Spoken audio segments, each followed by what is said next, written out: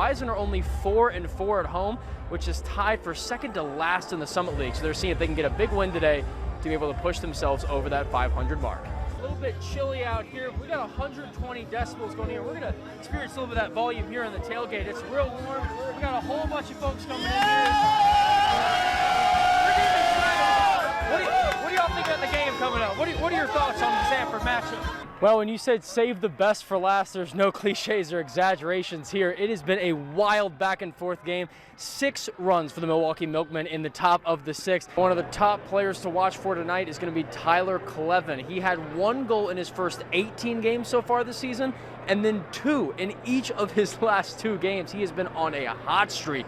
As my mother would say, those trees, well, they're just simply darling out here tonight, even though it's a little bit chilly out. It's not just my first trip to the U.S. Bank Stadium, but also the New York Jets in this Week 13 interconference matchup between the Minnesota Vikings and the visiting Jets. Well, it feels like you can still hear the echoes off of the concrete walls and roof of the Fargo Dome of all of the fans going berserk today. I can tell you right now, Devin, that was one of the best sports atmospheres that I've seen. But now it's time for the women's team. North Dakota here with an undefeated home stretch and a chance to get revenge for their loss in Fargo back in December.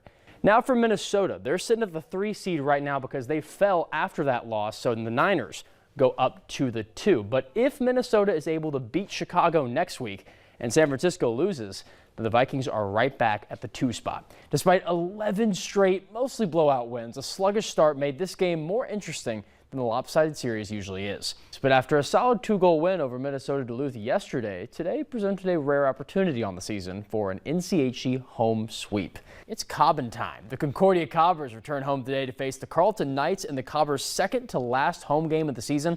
Now standing in their way of win number 7, the Washington Commanders, a team that hasn't seen more than 7 wins in a whole season since 2016. The Fargo-Moorhead Redhawks have finally captured the Miles Wolf Cup and stand alone on top of the league. And despite an 11-3 record and a division crown, the purple and gold have yet to show much dominance in a full 60 minutes.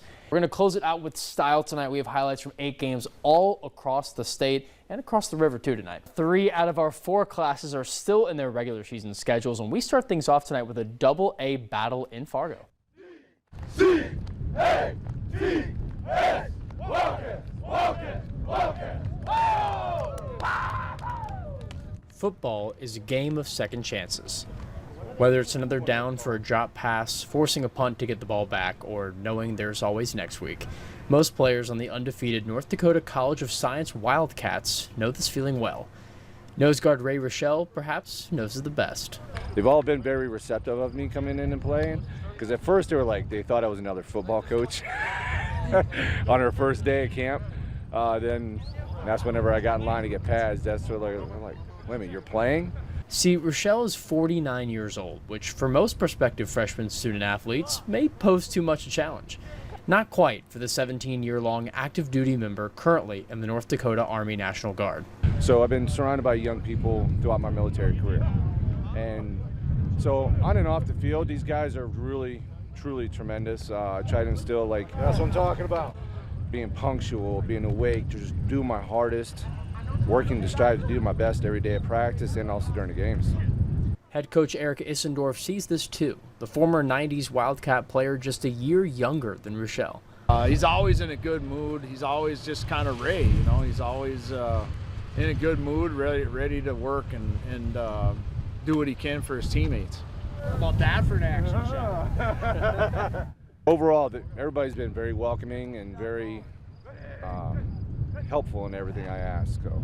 Rochelle came to Coach Issendorf after finding out about the Wildcat football team from a friend of his within his Army unit. Let's go, dude!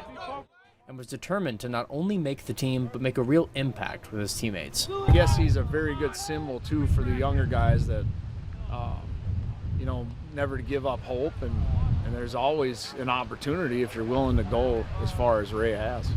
As important as locking blocks, stopping touchdowns, and winning games is, Rochelle says his goals remain simple. I want to live life. If I had the chance and I didn't take it, I would regret it. I had the chance, and I'm taking it, and I'm living life to the fullest. And I'm having a blast out here with everybody out here playing with these young kids and actually being able to keep up. Surprising myself a lot, so. With the Wildcats, Jack Wallace, Valley News Live Sports.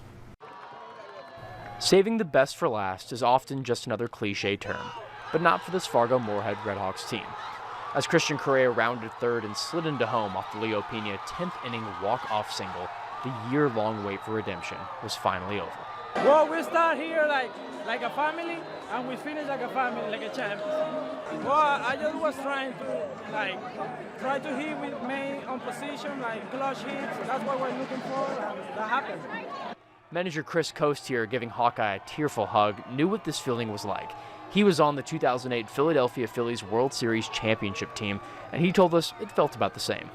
Every guy felt like anything less than this was a disappointment, but every guy right now is still, it's like we won a World Series right now. The brotherhood level on this team is through the roof. You know, the 2008 Phillies was as good as I've ever been around, and this is right there. It's like guys can't wait to get to the ballpark. Guys are not ready for the season to be over. It's just one of those things where everybody loves each other so much. Pitchers, catchers, hitters, everybody. It's hard to really explain unless you're on the inside. Any new player that joins us within 2 or 3 days, they're amazed at how welcome they are and how big of a part they become immediately. Enter Evan Alexander. The center fielder was one of those newer guys, joining this summer in early June. Just being here all summer, I learned how big of a deal this team is to this community, and to do something for these people, this crowd, the fans that showed up every night. It just means a lot to be able to just contribute to this community and just bring something to give them joy, you know? Alexander's 2-run homer in the bottom of the second was his first dinger of the playoffs and gave the Redhawks an early lead, plus a double and a steal, secured this as his most impactful game in the series. You had to leave it all out there. It was the last game, you know. I mean, I didn't want to look back and have any regrets, and these boys needed me, and I was just trying to do my job for these guys, man. It's not about me at all. So the champagne comes flowing out, up and over crying faces and into the screaming voices of a team who was down and out only a few hours before. Victory tastes about as sweet.